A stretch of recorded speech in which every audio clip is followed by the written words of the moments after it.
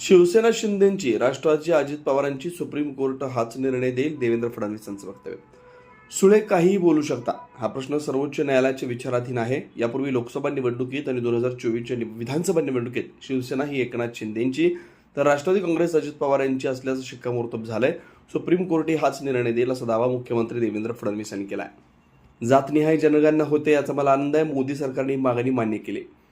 या ट्विटला मी उत्तर दिलंय. पवार ज्येष्ठ नेते आहेत, ते महाराष्ट्राच्या हिताचा विचार करतात. सर्वाधिक उद्योग महाराष्ट्रात सुरू आहेत, कंपन्याही महाराष्ट्रात सुरू होत आहेत. ज्या कंपन्या सुरू झालेल्या नाहीत त्यांचा आकडा देऊन काही लोक फसवेगिरी करतात.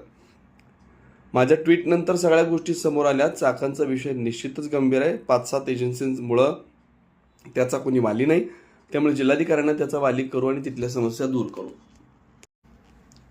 राहुल गांधी यांनी छिचोरेपणा केला, तो अशोभनीय आहे. देशाच्या पंतप्रधानांचा अवमान केला, पण इटलीच्या राष्ट्रप्रमुखांचा त्याहून खालच्या दर्जाला जाऊन अवमान केला. अशी छिचोरेगिरी याआधी देशात कोणत्याही नेत्याने केली नाही. काही म्हणू शकतात, पण हा प्रश्न जो आहे हा सर्वोच्च न्यायालयाच्या विचाराधीन आहे.